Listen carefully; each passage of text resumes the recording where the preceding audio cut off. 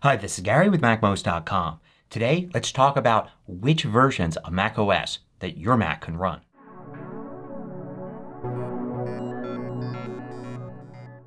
MacMost is brought to you thanks to a great group of more than 1,000 supporters. Go to MacMost.com/Patreon. There you can read more about the Patreon campaign, join us, and get exclusive content and course discounts. So one of the most frequently asked questions about Macs online is which version of macOS can your Mac run? If you have an older Mac in particular, you may find that you're not running the most recent version of macOS that you can. But the question is, which version can you upgrade to? Maybe you can't go all the way to macOS Big Sur, but you know you can go further than the OS you're already using. Now I always recommend that you keep your Mac up to date, that you use the latest version of macOS, and when a new version comes out you update to that. That's how you get the latest features that you paid for when you bought your Mac. But sometimes life gets in the way and you don't have time to update and the months go by and soon you find that you're a version or two behind. Other times you may let the maintenance of your Mac lapse for several months or even years and then find you need to jump to the most current version of macOS that you can in order to run some software that you need. Whatever your reason for wanting to update now,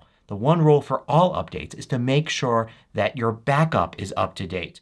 Make sure you're running Time Machine and that you've just completed a Time Machine backup before you update. If you're not running Time Machine, you've got to stop everything you're doing and start a backup right now. Everybody should have a backup going.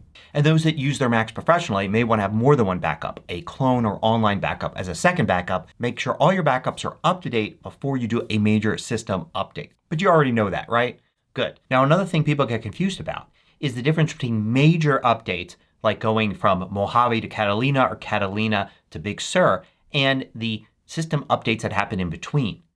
The in-between updates, the minor updates, you get those when you go to System Preferences and there's Software Update. And you should have things set up here under Advanced to automatically check for these new updates. So these minor updates are within the major updates. In other words, if you have macOS Big Sur, you get several updates within Big Sur. So it goes from Big Sur 11.0 to 11.1, 11.2, and now we're at 11.4. So these all should happen automatically, and if they don't, you can access them under Software Update here in System Preferences. However, you won't get the major updates here. Software Update won't take you, for instance, from Catalina to Big Sur. In order to do that, you've got to get the update in the Mac App Store. And you should get lots of notifications from Apple that it's available, and also it's probably going to be the top thing at the App Store for at least a month after the release of the new macOS. So what version of macOS can you run?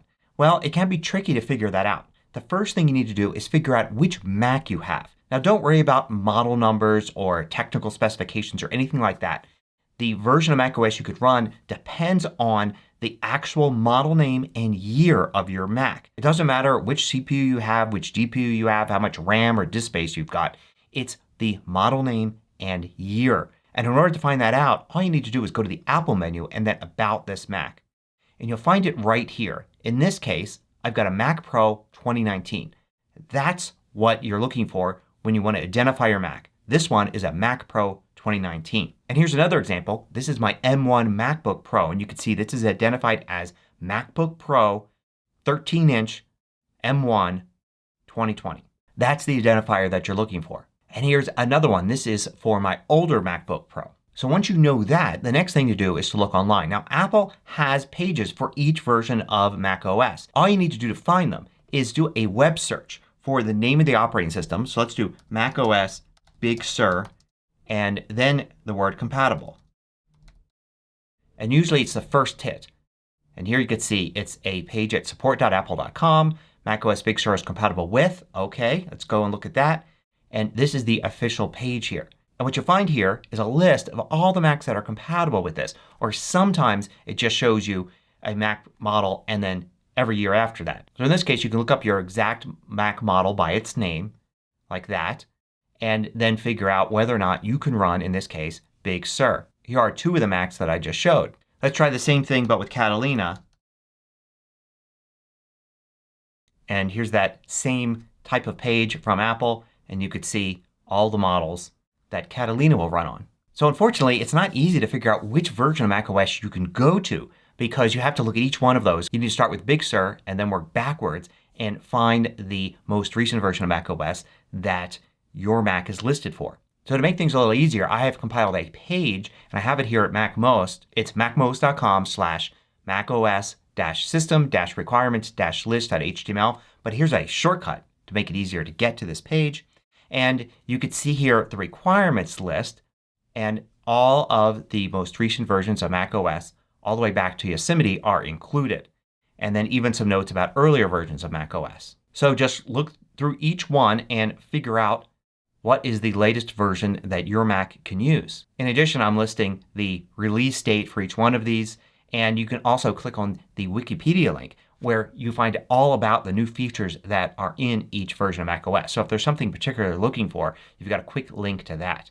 Now in most cases you've got a link to the Mac App Store, and you can go to the App Store and find that version of macOS and then get it through the Mac App Store. That's the right way to update macOS. But if you go back far enough, instead of a Mac App Store link, you're going to get a link to a disk image, an installer that you can download instead. Now there are two questions that I know I'm going to get from this video.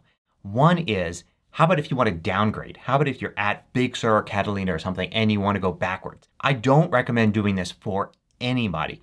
If you've got old software that you need to go back before Catalina in order to use, I recommend updating that software or finding a replacement. Don't take your entire computer backwards just to run that outdated piece of software. Or if you're sticking with an old version of software, it's time to upgrade to the latest version of that app. You're going to have to upgrade eventually. If you're using an old Mac, one day you're going to have to get a new Mac. And that Mac is not going to be able to go to earlier operating systems. A Mac can only use the operating system that was out when that model came out or newer. It can't go backwards. So if you're sticking with, say, Mojave now to run an older app, one day you're going to get a new Mac and you're not going to be able to run that older app. So you might as well upgrade that app now or move to a different app while you can and do it on your own terms rather than being forced to do it in the future. If you do want to downgrade, it's a pretty complex operation.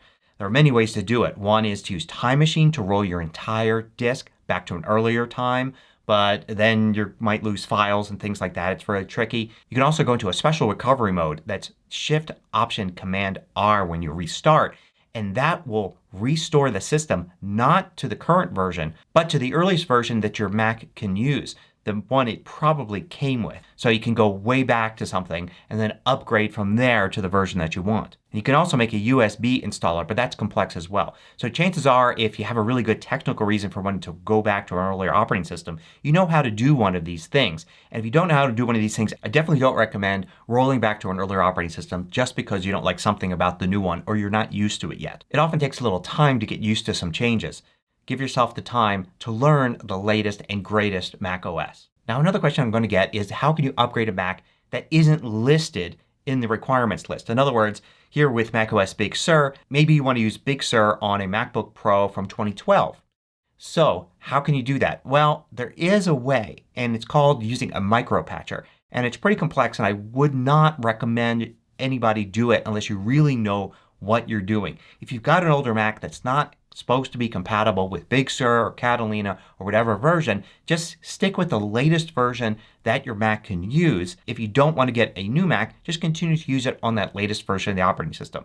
It's not going to be perfect, but neither will running a version of macOS that isn't compatible with your Mac. That won't be perfect either. So at least stick with the supported route and just use the latest version that's compatible with your Mac. That's my recommendation anyway. If you've got an older Mac and you want to experiment with it, if it's your hobby to experiment with computers, then by all means go ahead and try a micro patcher and see what sort of fun you can have. So I hope you found this useful. Thanks for watching.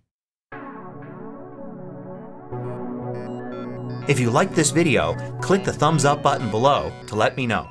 I publish new tutorials each weekday. Hit the subscribe button so you don't miss out.